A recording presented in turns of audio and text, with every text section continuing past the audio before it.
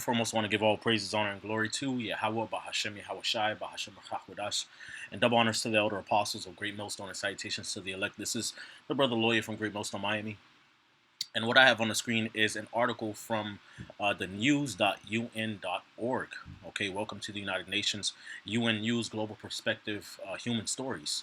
Okay, all right, the headline reads UN and partners meet to address critical state of global food crisis. Okay, all right, so like I said, like I wanted to go into, man, hey, this lesson is going to be on how the famine that the Lord is bringing upon the earth is inevitable.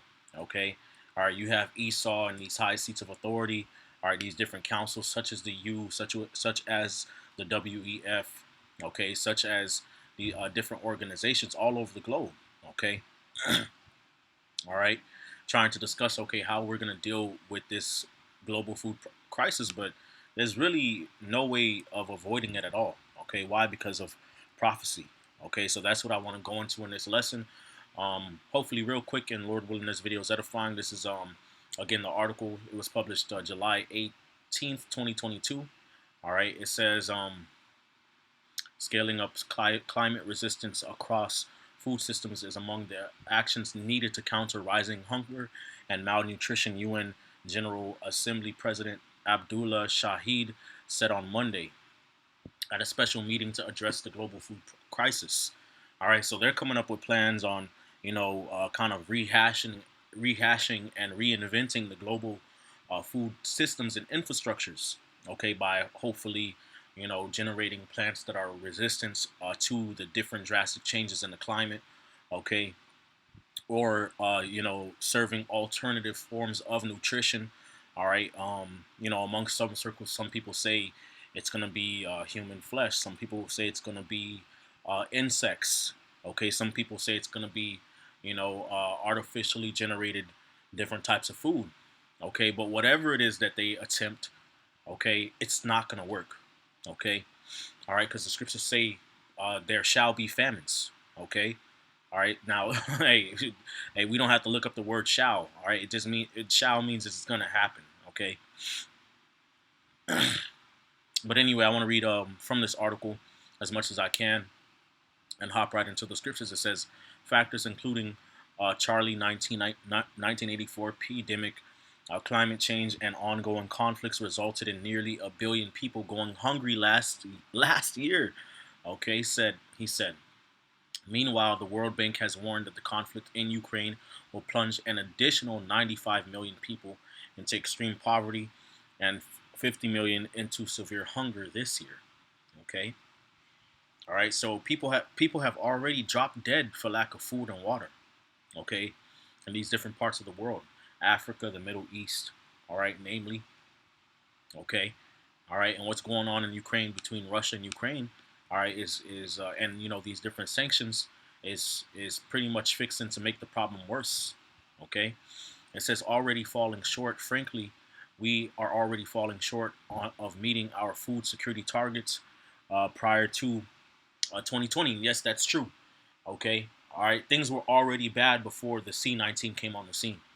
Okay, the UN was already talking about this. The World Bank, the UN, they were already talking about this going back to 2018, 2019, and maybe even before then because of the different weather disasters and catastrophes that were happening already. Okay, so the C-19 and rising climate, the Lord plaguing the earth in different ways in these wars, okay, is exasperating the problem. Okay, it says, however, the situation is now critical, said Mr. Shahid.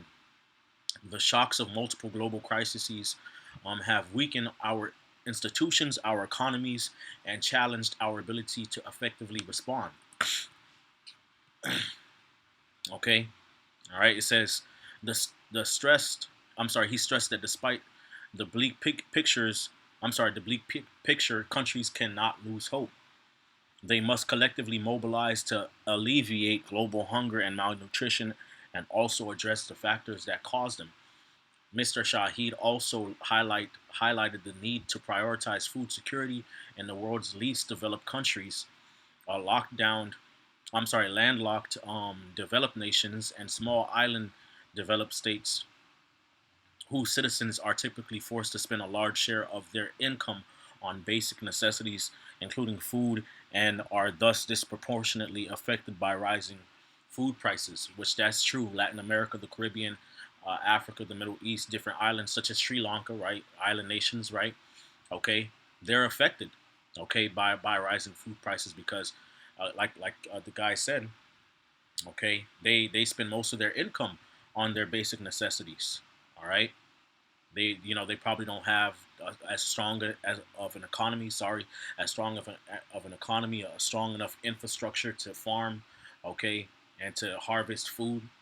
Okay, so they rely on these other stronger nations, okay, all right, to supply them in certain ways. Okay, they rely on the economy of the superpowers to help them out. Okay, but if if the top is hurting, okay, if the top, the higher nations and the nations that are more well off are hurting, then guess what? Who's going to take the blow first? These lower, so-called developing states. Okay, all right, these least developed countries. Okay, it says interconnectedness, not isolation. These countries also must receive help in achievable sustainable. I'm sorry, in achieving sustainable transformation of their food systems, in line with recommendations from the UN Food Systems Summit held last year. Mr. Shahid said, as countries implement more sustainable and environmentally responsible food practices, they must also approach food security as part of a broader multilateral agenda that both recognizes the interconnectedness of today's challenges and the futility of trying to solve them unilaterally or in isolation. Food systems must be able to provide affordable, healthy diets that are sustainable and inclusive. They must also become a powerful driving force towards ending hunger, food insecurity, and malnutrition. Among the actions that we must immediately take include scaling up climate resistance across food systems, strengthening food environments, and changing the consumer behavior to promote dietary patterns with positive impacts on human health and the environment. He said, solving food security also requires us to stop conflicts and pandemics that disrupt supply chains. Well, that's guess what? That's not happening, okay? Because the Lord said there shall be wars and rumors of wars and pestilences. Okay, I might as well just go into this. Is Matthew chapter 24:6. It says, "And ye shall hear of wars and of rumors of wars. See that ye be not troubled, for all these things must come to pass, but the end is not yet." Okay, must come to pass. There's no getting around prophecy, homie. Okay, all right. Verse 27, it says, "For nation shall rise against nation and kingdom against kingdom, and there shall be famines. There shall be famines and pestilences," right? Pandemics, right? And earthquakes in diverse places. All these are the beginning of sorrow. So it's only the beginning, and it's going to get worse. Okay, they've already declared the mpox, okay, the Donkey Kong bumps, okay, as a global health emergency. Okay, all right, they're already talking about another pandemic and potential more lockdowns and stuff like that. All right, every day, I'm subscribed to different kind of news outlets and stuff like that. And it's like every day, it's like a new infection, a new bacteria, a new pathogen somewhere on Earth, man. Okay, somewhere. Okay, so solving food security also requires us to stop conflicts and epidemics that disrupt supply chains. That's not happening. There's no stopping it. Okay, these are plagues from the Lord.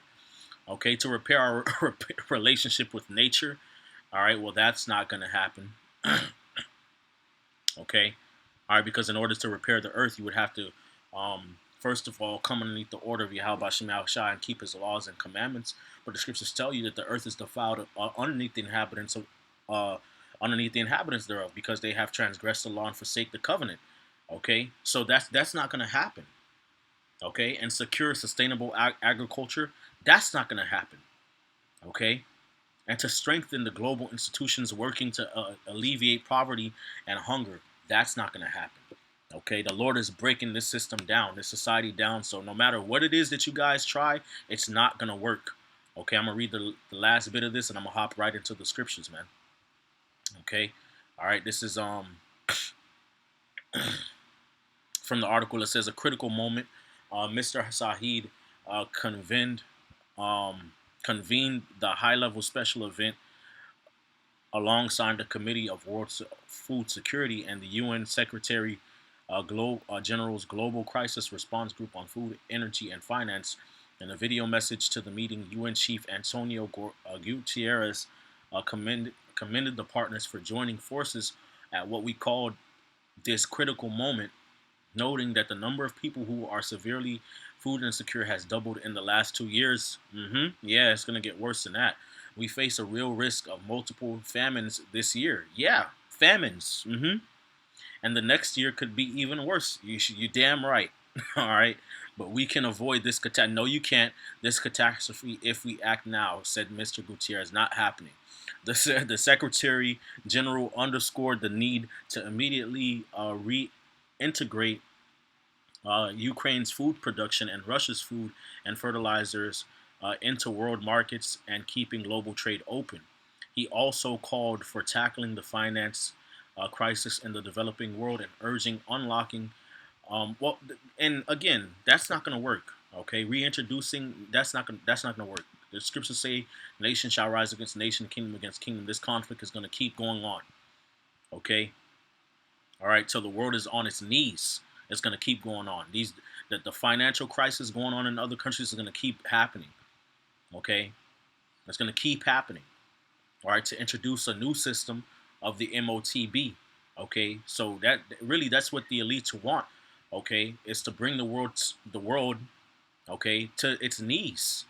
All right, to weaken all the powers of the earth, all the governments of the earth, man. Okay, so that it can abandon this current system, okay, and bring in the new system of MOTB and ration out the resources of the earth to everybody. Okay, that's what they want. And guess what? That's really Yahweh Bashem Yahushai's plan, all right, to try them that dwell upon the earth and to seal the wicked for their destruction. Okay, which the elect, all right, the righteous elect are going to be taken care and shielded from the plagues to come. Okay. All right, it says again, it says he also called for tackling the financial crisis in the developing world and urgently unlocking resources to enhance social protection and support smallholder farmers to increase productivity and self-reliance. Countries must also transform food systems at every level in order to put affordable, healthy, and sustainable diets within reach of everyone everywhere. Not happening. All that's going to fail. Okay. This is Isaiah 47:13. It says in 13, it says, Isaiah 47:13, it says, "Thou art wearied in the multitude of thy counsels. Let now the astrologers, the stargazers, the monthly prognosticators stand up and save thee from these things that shall come upon thee." Okay, so the Lord said, "Thou art wearied." Okay, all right, in the multitude of thy counsels. So there's really nothing that they can do, nothing that these heathens can do that's gonna work. Okay, you're gonna have to deal with these prophecies and these plagues one way or another, man. Okay, the scriptures tell you in Jeremiah 49:7, it says, "Concerning Edom, thus saith the Lord, is wisdom no more in Teman, as counsel perished from the prudent? Is their wisdom vanished? Flee ye, turn back, dwell deep, O inhabitants of Dedan, for I will bring the calamity of Esau upon him in the time that I will visit him." Okay, so all of the counsel of the heathen, beginning with Esau, Edom, because he's the top of them, he's at the top in the council, all right, leading all these nations with his so-called wisdom. All of that's failing, and it's going to come to the point where these elites, which they already are building them, they're going to have to dwell in deep mountain bunkers to escape, okay, the calamity that's coming upon the earth, because it's going to get so bad that these nations go to war. Okay, and they start firing their most powerful weaponry at each other. All right, nuclear missiles, atomic missiles, whatever type of missiles and weaponry they have, man. Okay, sending troops, deploying troops to the Middle East, all right, to the shores of America, everywhere, chaos, man. So the elites know it's gonna get bad. That's why they have these bunkers as a contingency plan to hide away from the chaos, man. Okay, so it's not gonna get better. All right, it's only gonna get worse, man. All right, this is Isaiah 44 and verse 25. It says, "That frustrateth the tokens of the liars and maketh the diviners mad, that turneth the wise men backward and maketh their knowledge foolish." Okay, that's what you are all getting ready to find out. Okay, all of these counselors and these different, summits and meetings, confounded. Okay, all right. He's going to make all of their knowledge foolish. that confirmeth the word of his servant and performeth the counsel of his messengers. And who are the messengers of the Lord? Yahweh Bashem Yahushai, the prophets, man. That saith to Jerusalem, thou shalt be inhabited, and to the cities of Judah, ye shall be built, and I will raise up the decayed places thereof. Okay, all right. So there you go, man. The Lord is going to establish the word of his prophets, man, that have spoken in the name of the Lord. All right, and he's going to build up Judah and Jerusalem. That's what's being built up in these last days. The house of David, the tabernacle of David, so that they can be delivered. Okay, by Yahushua, and the kingdom of heaven can be established on earth. New Jerusalem coming out from God out of heaven, out of heaven, prepared as a bride adorned for her husband. These systems, all right, that you're trying to build back up and sustain and fortify, not gonna work. Okay, all of that is madness. You might as well quit while you're ahead, but you're not. Okay, because the Lord is planning on making a fool. Okay, out of all of you leaders of these nations, man. Okay. Amos chapter 8, verse 11, it says, behold, the days come, saith the Lord God, that I will send a famine in the land, not a famine of bread, nor of a thirst for water, but of hearing the words of the Lord. Okay? So yes, a famine of the word is coming, to where the word of Yahweh Bashem Yahushai, the gospel, is not going to be readily accessible. All right, you're not going to be able to go on YouTube and watch the Apostles of Great Millstone and different brothers, Israelites all over the globe, because they're going to shut the internet down. Okay, but guess what? The Lord is going to send a famine in the land as well. Okay, all right, a famine of bread and of water. People not going to be able to find food and water. Okay, ain't going to be no food in the grocery stores, and whatever food is available is going to be so small. Okay, that it's going to be rationed out, and they're already doing that. And I want to say in Iran. Okay, if not Iraq, one of either Iran or Iraq, they're rationing out food, man. Okay, I want to say even Germany, they were talking about rationing out food. Okay, so it's getting there. All right, this is Deuteronomy 32 and 24. It says, they shall be burnt with hunger and devoured with burning heat, and with bitter destruction I will also send the teeth of wild beasts upon them, with the poison of serpents of the dust. All right, but the point is, it says they shall be burnt with hunger. Okay, they shall be burnt with hunger. Shall be, man. You're gonna have to deal with these famines. You're gonna have to deal with the Lord depriving, okay, the earth of food. All right, people not being able to eat. Okay, and that's the worst way to die, man. All right, Lamentation chapter 4, verse 9, it says, they that be slain with the sword are better than they that be slain with hunger, for these pine away stricken through for the want of the fruits of the field, man. Okay, so hey, you're gonna have to suffer this famine. All right, that's hey, and famine. The thing about famine is famine takes time to fully manifest.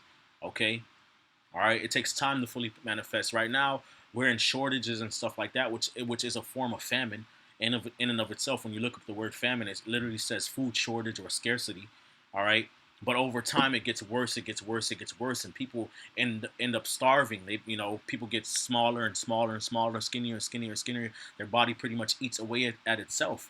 Okay, so the problem's gonna get worse and worse and worse, and people gonna just start dropping dead all over the globe. Okay, all right, left and right. That's how it's going down in these last days, man. The Lord not playing. This is the time for all the things that were written to come to pass. Okay? All right, that's why in Revelation, the 6th chapter, it tells you about the horse, man. Okay? That had the pair of balances in his hand. All right? It's going to be scarcity of food. Yeah. Okay? All right, this is, I'm sorry, 2nd Ezra chapter 15, verse 5. It says, behold, saith the Lord, I will bring plagues upon the world, the sword, famine, death, and destruction, for wickedness hath exceedingly polluted the whole earth, and their hurtful works are fulfilled. The Lord is tired of all the idolatry, the rebellion, all the flood-like behavior and blasphemies that's going on earth. The Lord is done with that. Now it's time for everybody to reap what they sow. Okay, now it's every time for everybody to deal with the judgments of Yahweh Bashem Yahushai. And hey, only the elect are going to make it out of here, man. Isaiah 65 says, my servants shall eat, drink, and rejoice. Okay, but the rest of the world is going to be ashamed, hunger, and thirst. Okay, so this famine is coming. There's no joint participation on food infrastructure that's going to help nothing. Okay, all right, okay. It's going to erupt into absolute chaos, man, in these different cities, man. All right, this is again Second Ezra chapter 15, verse 14, it says, "Woe to the world and them that dwell therein, for the sword and their destruction draweth nigh, and one people shall stand up to fight against another, and swords in their hands.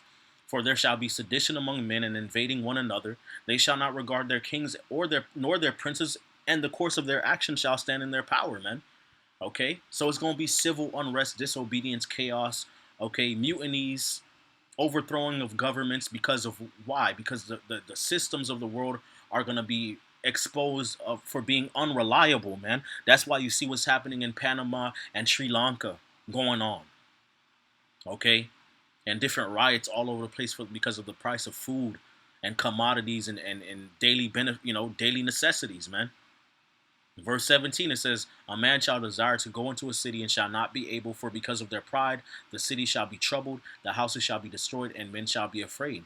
So it's going to be lockdowns. It's going to be restrictions on travel, okay, on where you can go, how far you can travel. All that's coming back, okay. Verse 19, it says, "A man shall have no pity upon his neighbor, but shall destroy their houses with the sword and spoil their goods because of the lack of bread and for the great tribulation." So these cities, man, and these towns and suburbs, man, is going to get real nasty, bloody. People going to be breaking into each other's home, all right, picking up rocks, machete, whatever they could find to kill each other just for food because there's going to be a lack of food, man. Okay, and it's going to even get worse than that because after they ran out of the regular ways of getting food, all right, hey, you can say goodbye to the stray cat and the stray dog, the possum, the raccoon, okay, the pigeon, the leaves on the trees, and then eventually they'll start killing and eating each other. Okay, that's why there's scriptures on cannibalism. Okay, in the Bible, the Lord said this was going to happen. Okay, all right. And even then, they still gonna starve a lot of them anyway, regardless of what they do, because the Lord said it was gonna happen. Okay, Second Ezra chapter 16, verse 17. Woe is me, who will deliver me in those days? The beginning of sorrows and great mournings, the beginning of famine and great death, the beginning of wars, and the power shall stand in fear, the beginning of evils. And what shall I do when these evils shall come? Behold, famine and plague, tribulation and anguish are sent as scourges for amendment. Okay, these famines are here, these tribulations, these wars are coming. It's going down. There's no escaping it. Okay, all right, this is sent as correction from Yahweh Bahashem Yahweh Shai, as scourges. Okay, a divine butt kicking for the inhabitants of the earth who have dwelt in wickedness and in pride. Okay, verse 20, it says, "But for all these things they shall not turn from their wickedness, nor be always mindful of the scourges." So they gonna keep on with the wickedness, and the Lord gonna bring more hell upon them. Okay, "Behold, victual shall be so good cheap upon the earth that they shall think themselves to be in good case." All right, so there might be a point where things seem to be okay, and they came up with a way to try to alleviate some of the problems, and yeah, woo, yeah, we overcame it. All right, "And even then shall evils grow upon the earth, sword and famine and great confusion. For many of them that dwell upon the earth shall perish of famine, and the other that escape the hunger shall the sword destroy." So you're either going to die of famine or you're going to die of the sword, one way or another. If you're not part of the elect, you're going to get caught. Okay, verse 23, "And the dead shall be cast out as dung, and there shall be no man to comfort them, for the earth shall be wasted, and the city shall be cast down," man. All right, so a lot of these major cities is gonna be empty, barely people there, man, because of how many people died from these different plagues that the Lord is bringing, man. Okay, all right, just dead bodies everywhere for the fowls of the heaven to clean up, man. Okay, so there's no, taking a deep breath and no, no, no. Verse 37, it says, "Behold, the plagues draw nigh and are not slack." Second Ezra 16 and 37. Verse 38, it says, "As when a woman with child in the ninth month bringeth forth her son within 2 or 3 hours of her birth, great pains compass her womb, which pains when the child cometh forth, they slacken not a moment." So, like when a woman is giving birth to a child, she in a 9 month, all right, the water done broke. She having her contractions back to back, back to back, back to back, back to back. They're getting worse and worse and worse and worse. And push, yeah, yeah. That's how the Lord is bringing these judgments and plagues to the planet Earth, and there's no escaping it. There's no getting around it. There's no special trickety trick and magic trick or nothing. No, no counsel, nothing. None of that's gonna work. Verse 39, it says, even so shall not the plagues be slack to come upon the earth, and the world shall mourn, and sorrow shall come upon it on every side. So there ain't nothing y'all gonna be able to do, man. All right, the Lord is about to overturn this system of this world and bring in a new heavens and a new earth wherein dwelleth righteousness. So these things must come to pass. Okay? Must come to pass, man. All right. So with that, I want to give all praises, honor, and glory to Yahweh Bahashem Yahweh Shai, Bahashem Hakodash. Double honors to the elder apostles of Great Millstone, and salutations to the elect Kwame Asherala and Abad Babal Shalom.